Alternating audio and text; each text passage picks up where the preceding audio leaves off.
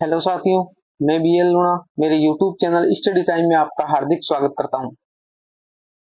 हम हिंदी व्याकरण पढ़ रहे हैं और उस हिंदी व्याकरण में हमने संधि के बारे में देखा है।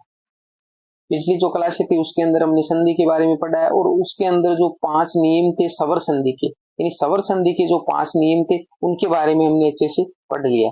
तो सवर संधि है वो आपको अच्छे से समझ में आ गई होगी। और अगर 5 नियमों में किसी भी प्रकार का आपको कंफ्यूजन रहता है, आपको अच्छे से समझ में नहीं आई है, तो आप मेरे को कमेंट करके पूछ सकते हो। आप कमेंट नहीं करते हो, किसी भी प्रकार का आपको डाउट रहता है तो आप कमेंट जरूर करें।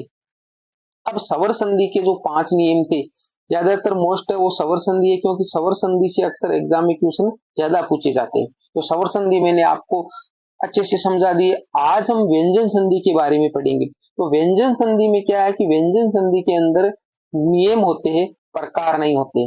जिस प्रकार सवर संधि के अंदर प्रकार थे वैसे प्रकार इसके अंदर नहीं होते। तो व्यंजन संधि के बारे में पढ़ने से पहले अगर आप मेरे चैनल पर पहली बार ही विजिट कर रहे हो तो चैनल को सब्सक्राइब कर ले, बेल आइकन को ऑल पे प्रेस कर ले, ताकि मेरे आने वाले हर वीडियो का नोटिफिकेशन आपको मिलता रहे। दूसरी बात, वीडियो अगर पसंद आती है तो अपने दोस्तों के साथ में भी शेयर करें, जो बेनिफिट आपको मिल रहा है अपने दोस्तों को भी मिल सके। अब देखिए, बात करें व्यंजन संधि।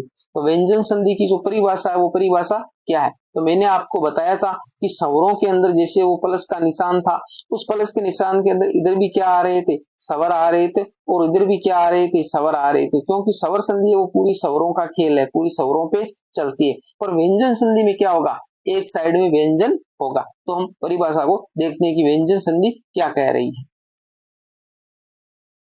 देखिए परिभाषा क्या कह रही है, व्यंजन के पश्चात व्यंजन, यानी ये प्लस का निशान है, इधर आपके व्यंजन आएगा, इधर व्यंजन आएगा, और इधर भी क्या आएगा? व्यंजन आएगा। ये कंडीशन ये हो गई। दूसरा, या व्यंजन के पश्चात स्वर, यानी इधर व्यंजन हो सकता है, इधर व्यंजन हो सकता है, तो इधर स्वर हो सकता है। अथवा स्वर के पश्चात व्यंजन, इधर स्वर हो सकता है परंतु इधर क्या हो सकता है? व्यंजन हो सकता है। व्यंजन का आगमन होने से जो विकार उत्पन्न होता है उसे व्यंजन संधि के नाम से जाना जाता है। तो देखिए इसके अंदर क्या है? समानता, व्यंजन है, यहाँ व्यंजन है, इधर व्यंजन है, इसमें दोनों ओर भी व्यंजन था। तो कहने का मतलब व्यंजन संधि का नियम है कि व्यंजन संधि में एक और व्यंजन जरूर होगा। ठीक है, प्लस के निशान के 3 कंडीशन बने, दोनों और व्यंजन हो सकते हैं। इधर व्यंजन हो सकता है, पहले में दूसरे में स्वर हो सकता है, पहले में स्वर हो सकता है, दूसरे में व्यंजन हो सकता है। ऐसी कंडीशन हमारे सामने पैदा होगी। एक बार मैं इरेज करता हूं, उदाहरण देखते हैं इसके किस प्रकार के उदाहरण आएंगे। तो देखिए, दिक धन अंबर, शब्द बना दिगंबर। कैसे बना? ये देखो, दिक क है तो क के अंदर हलंत है, तो ये व्यंजन है, इसके अंदर स्वर नहीं है, और आगे इधर है आया अंबर, तो इसमें स्वर है। तो कहने का मतलब इधर व्यंजन आ गया, इधर स्वर आ गया। दूसरे में कह रहा वाक धन दान। तो देखिए, वाक में ये क है, इसमें व्यंजन है, और दान में द है इधर। भाई द है, द में से आ की मात्रा बाहर निकाल देंगे तो इधर क्या हुआ? इधर हमारा व्यंजन आ गया और इधर हमारा व्यंजन आ गया। तो पहले में क्या? इधर स्वर आया था और इधर व्यंजन आया था। इसके अंदर दोनों ओर क्या है? व्यंजन आ रहे हैं। फिर देखो, निधन सता। तो देखो, निधन सता के अंदर नी है ये, तो न हो जाएगा, इसमें हलंत लगाएंगे तो हमारी ई की मात्रा है वो बाहर निकल जाएगी, छोटी ई की। और फिर हमारा सथा का मतलब ये स है जिसके अंदर आधा है, हलंत है। तो इधर देखिए, इधर क्या आया? इधर स्वर आया, और इधर क्या आया? व्यंजन आया, इधर व्यंजन आया। तो ये जो 3 नेम हमारी परिभाषा के आधार पर जो हो रहे थे, तो परिभाषा क्या कह रही थी कि व्यंजन के पश्चात व्यंजन आ सकता है, व्यंजन के पश्चात स्वर आ सकता है, और स्वर के पश्चात व्यंजन आ सकता है। तो ये तीनों उदाहरण है वो हमारे सटीक बैठ रहे हैं व्यंजन संधि में। तीनों जो बातें बताई गई थी परिभाषा में, ऐसा का वैसा यहाँ पर हो रहा है।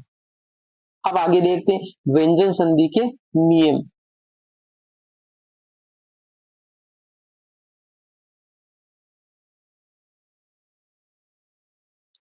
अब देखिए व्यंजन संधि के नियम। तो व्यंजन संधि के जो नियम है वो कौन कौन से हैं वो देख लेते हैं। यानी इसके अंदर प्रकार नहीं है, प्रकार है वो नहीं है, ये सिर्फ क्या है? नियम है, प्रकार नहीं है। पहला जो नियम है वो क्या कह रहा है? अघोष ध्वनि, अघोष ध्वनि इधर आएगी, अघोष ध्वनि। और इधर आएगी घोष ध्वनि, इधर आएगी घोष ध्वनि, और उसकी क्या सवर्गीय घोष ध्वनि 1 और 3 ये बन जाएगी।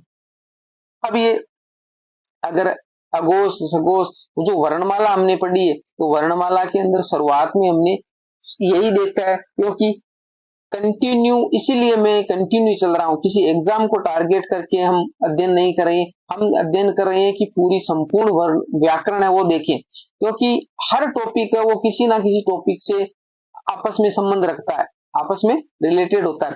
तो सारी व्याकरण है वो आपको अच्छे से आना जरूरी है, बाद में कोई भी एग्जाम है उसको आप टारगेट कर सकते हो, शुरुआत में आपको पूरी व्याकरण है वो कंप्लीट आना जरूरी है। अब देखिए घोष और अघोष के बारे में अगर वर्णमाला वाली क्लासें आपने नहीं देखी, आपको समझ भी नहीं आ रहा कि घोष क्या होता है अघोष क्या होता है, तो पहले वो जाकर देखिए, कंटिन्यू देखिए, तो आपको टॉपिक को समझने में किसी प्रकार की परेशानी ना हो। तो देखिए नोट में मैंने इसलिए यहाँ पर लिख दिया है कि अघोष ध्वनियां कौन कौन सी होती है। तो वर्ग की जो पहली और दूसरी हमने जो क ख ग अंग पढ़ी, क ख ग घ और अंग, ये हमने देखा। तो ये कह रहा है कि अघोष यानी क और ख ये जो पहली है। दूसरी बात तालव्य से, मूर्धन्य से और दंत्य से, ये सारी क्या है अघोष है। तो ये कह रहा है अघोष ध्वनि यानी इनमें से जो ये ध्वनि आएगी, ये जो क ख ग वाली यही नहीं है, ये पूरी वर्गीय ध्वनि में जैसे च वाले यानी च और छ, च और छ भी आएगा, फिर आगे ट वाले ट और ठ भी आएगा, फिर त और थ भी आएगा, फिर प और थ भी आएगा, इस प्रकार ये सारी ध्वनि आएगी। तो अघोष में पहली हो जाएगी, और तालव्य से, मूर्धन्य से, दंत्य से ये जो ध्वनियां अगर पहले आए और उसके बाद में कोई घोष ध्वनि हो, घोष ध्वनि कौन सी होगी जो पीछे बची, इनकी पीछे कौन सी बची, जैसे ये बची है ग घ और अंग, तो च छ के बाद में ज ज ये, तो ये जो आगे सारी वर्गीय ध्वनियां तीसरी चौथी और पांचवी ये सारी, फिर ये रे लव है, ये रे लव है, और समस्त स्वर ये हो जाएगी हमारे घोष। तो ये अगर आए तो सवर्गीय घोष ध्वनि बनेगी। सवर्गीय घोष ध्वनि का मतलब है जिस वर्ग की आगे घोष ध्वनि आई है उसी वर्ग की वो घोष ध्वनि बनेगी। कैसे बनेगी हम आगे उदाहरण से समझते हैं इसको।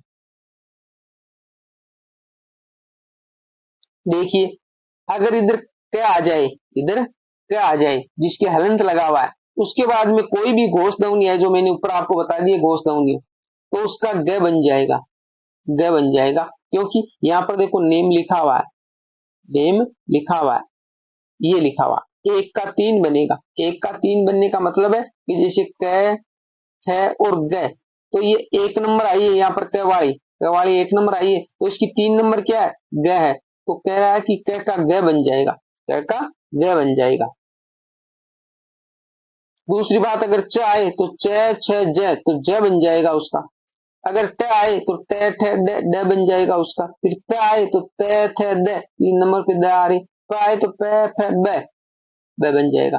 तो समझ में आ गया होगा कि इधर वाली है वो अघोष ध्वनियां है, अघोष ध्वनियां है। अगर ऐसी ध्वनियां आए और उसके बाद में कोई भी किसी भी प्रकार की कोई घोष ध्वनि यहाँ पर आ जाए, तो हमारे को उसका क्या करना है, पहले का 1 का 3 बना देना है, 1 का 3, ये नेम याद रखना है, 1 का 3 बना देना है। उदाहरण से समझते हैं कि 1 का 3 कैसे बना। उदाहरण देखिए, उदाहरण में क्या कह रहा है, दिक धन अंबर, शब्द बना दिगंबर। अब देखिए दिक, ये दिक है तो क के हलंत लगा हुआ है, और ये आ गया अंबर, तो हमारा नेम कौन सा काम कर रहा है, इधर आया व्यंजन और इधर आया स्वर। तो अभी 1 का क्या बनाना है हमारे को, दिक है, तो क का क्या बनाना है, ग बनाना है, क का क्या बनाना है, ग बनाना है। तो अब देखिए हमने यहाँ पर लिखा दी क धन अंबर, ये बनाया अंबर। अब इस क का अब जो दी और ये ग हो जाएगा, और आगे हमारा अंबर है, अंबर है, अंबर है। तो अब देखिए ये ए की मात्रा इसके अंदर आएगी तो ग पूरा हो जाएगा, ग क्या हो जाएगा, तो शब्द बनेगा दिग, और ये दिगंबर, चाहे आप ऐसे लिखो ऊपर लगाओ तो ये दिगंबर शब्द ऐसे बन गया, दिगंबर शब्द ऐसे बन गया। आगे वाले उदाहरण देखिए, ये 1 मिनट इरेज करता हूं।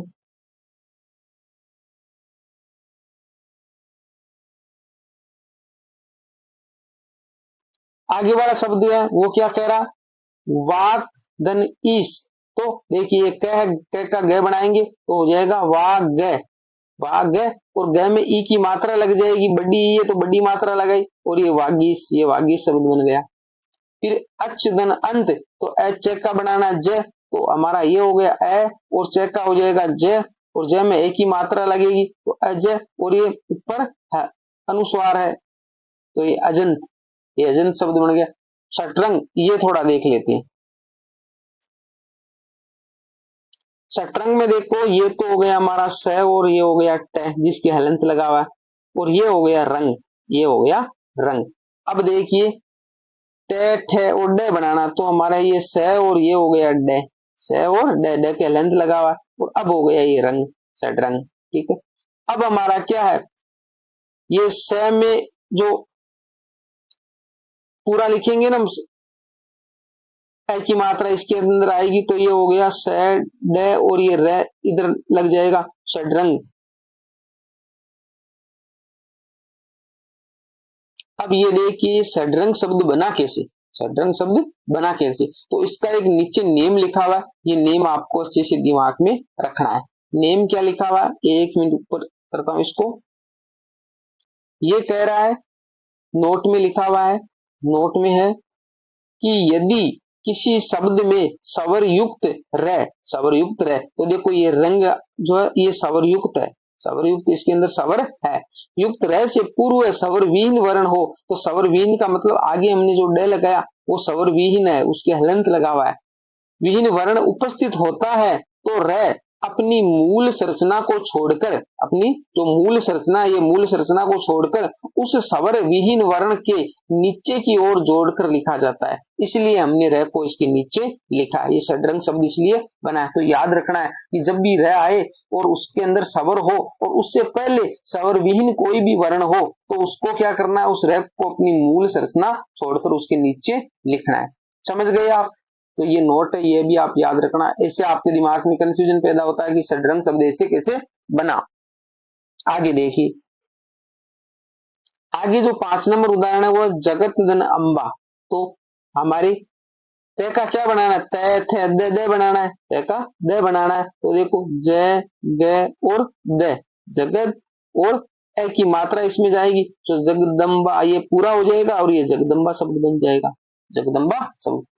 उद्देश्य, तो तय थे दे बना देना है, तो देखो उ तय का हो जाएगा उदय, और आगे देश्य शब्द वो देश्य पूरा लिख देंगे, उद्देश्य। इस प्रकार, क्योंकि इसके अंदर तो भाई द आ रहा है इधर व्यंजन है, तो इसके अंदर ये हलंत वाला ही रहेगा, क्योंकि स्वर तो कहां से लगाएंगे। आगे देखिए अपदन ज, तो ए प है तो प फ ब बनाना, तो ए और प का ब बन जाएगा तो अब्ज, ये अब्ज शब्द बन गया, अब्ज। समझ में आ गया? तो ये नियम ऐसे काम करेगा। आपको सिर्फ इतना ही याद रखना है कि एक का 3 बना देना है, एक का क्या बना देना है, 3 बना देना है। ध्वनियों का ध्यान रखना है भाई, ध्वनियों का ध्यान रखना है। अघोष ध्वनियों के बाद में सघोष ध्वनि आए तो उसका क्या बना देना है, हमारे को सवर्गीय घोष ध्वनिया बनाना है। आगे देखिए, आगे वाक धन दान, तो क्या आया, तो वाक का ग बन जाएगा, तो देखो ये हो गया हमारा वा ग, ग के हलंत लगा हुआ है, और फिर ये हमारा दान हो जाएगा। तो अब हलंत वाले को हम ऐसे लिखते हैं, क्योंकि वाग और दान, ये वागदान शब्द बन गया। वागदान का मतलब क्या होता है, सगाई होता है। निच धन अंत, च का ज बन जाएगा, तो निजंत, ये अ वाली मात्रा इसके अंदर लग जाएगी, तो नी तो है ही है, और फिर च का ज बनाया तो ज के अंदर हमारी मात्रा लग गई और ये ऊपर अनुस्वार लग गया, निजंत।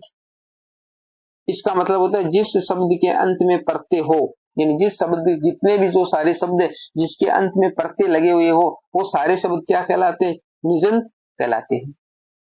तो पहला जो नियम था एक का 3 बनाने वाला, एक का 3 बनाने वाला, वो आपको अच्छे से समझ में आ गया होगा। बात करें दूसरे नियम की, तो दूसरा नियम है वो क्या कह रहा है, निर्नुनासिक, निर्नुनासिक वो ध्वनियां होती है जो केवल मुख से उच्चरित है। यानी ये संधि वाली क्लास समझने से पहले आपको एक बार जो वर्णमाला की मेरी जो क्लास है वो सारी क्लासें आपको अच्छे से देखनी पड़ेगी। अगर आप अच्छे से उसको देख लोगे तो आपको ये समझने में किसी भी प्रकार की कोई दिक्कत नहीं होगी। तो एक बार अगर आपने वो क्लासें नहीं देखी तो जाकर आप वो क्लासें देखिए। तो देखो निर्नुनासिक है, केवल मुख से उच्चरित, मुंह से उच्चारण होने वाली जो ध्वनियां वो निर्नुनासिक कहलाती है।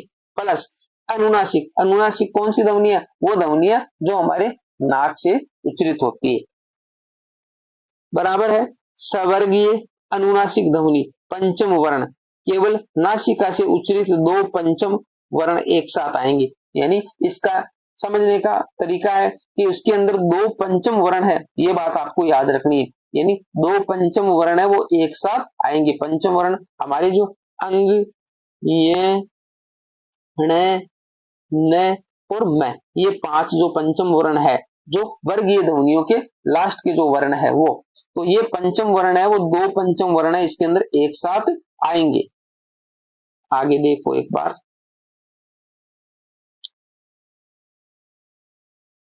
अब पहले नियम में हम क्या कर रहे थे? एक का क्या बना रहे थे? पहले नियम में हमने देखा कि हम एक का तीन बना रहे थे, एक का तीन बना रहे थे और इसके अंदर एक का पांच बनाना है। एक का क्या बनाना है? पांच बनाना। वही वर्गीय ध्वनियां कौन कौन सी? क, ख, ग, घ और अंग, क, ख, ग, अंग। तो इसके अंदर जो एक है उस एक का क्या बना देना? ये पांच वाला बना देना है, पांच वाला बना देना। पहले में हमने एक का ही तीन बना रहे थे, एक ग वाला बना रहे थे। अब इसके अंदर हमारे को ये बनाना है। देखो क्यों, कौन कौन सी ध्वनि आएगी? क आएगी जिसके हलंत लगा हुआ है, ट आएगी और त और द आएगी इधर, यानी प्लस का जो निशान है उसके उधर क्या? क, ट, त और द आएगी। इसके बाद में अगर न और म आ जाए, या तो न आए या फिर म आए, न और म आए, सभी में ऐसा ही होगा। तो उसका क्या पकड़ना है? तो क का पांचवा अंग हो जाएगा, ट का पांचवा ण हो जाएगा, त द का पांचवा न हो जाएगा। इस प्रकार हमारे को उस वर्गीय ध्वनियों का जो लास्ट वाला है एक का पांच वाला बना देना है। उदाहरण से समझते हैं किस प्रकार बनाना है।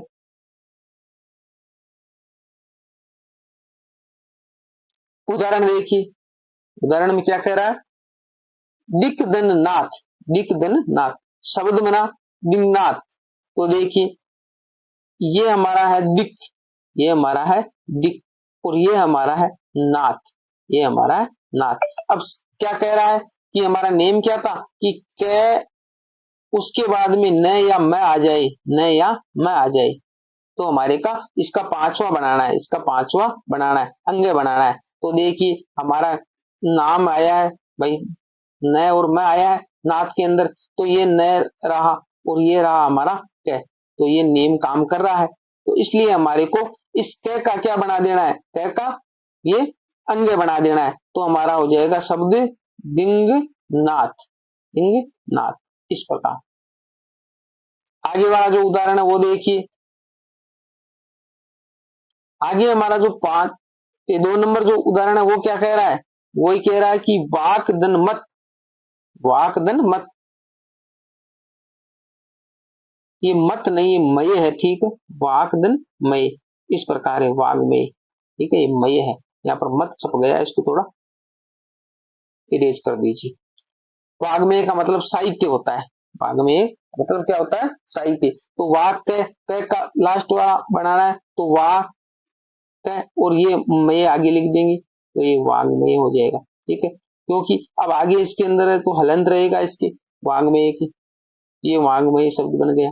यानी व्यंजन संधि है उसके अंदर आपको ज्यादा कंफ्यूजन नहीं होगा। स्वर संधि को आपको अच्छे से कर लोगे तो व्यंजन संधि के उदाहरण है वो तो आप देखते ही पहचान जाओगे। 2-3 बार इसके जो जितने भी उदाहरण है उसको बार बार आप पढ़ोगे तो आपको अच्छे से समझ में आ जाएगा।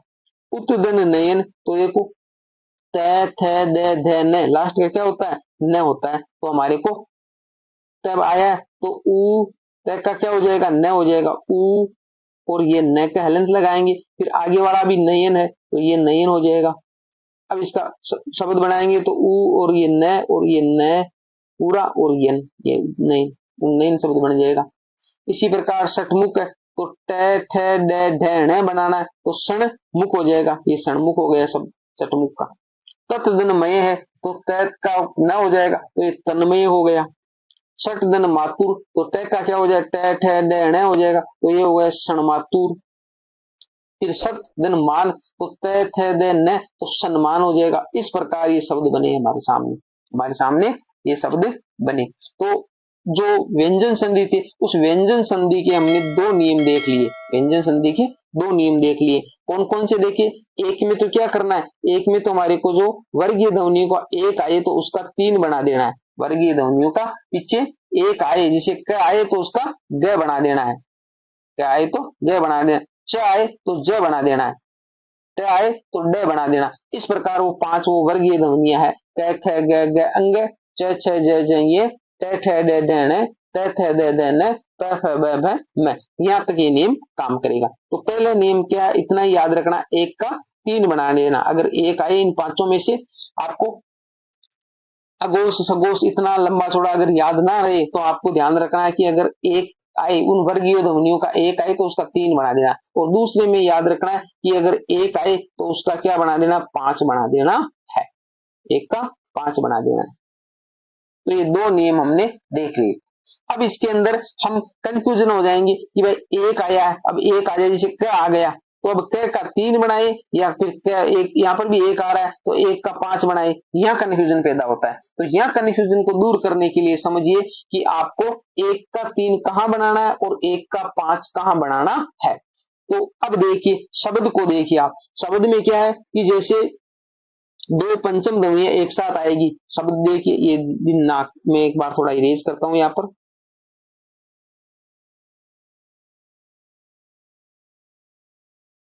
देखिए यहाँ पर देखिए, ये तो एक तो ये रही अंग और एक न रही, ये दोनों पंचम ध्वनि है।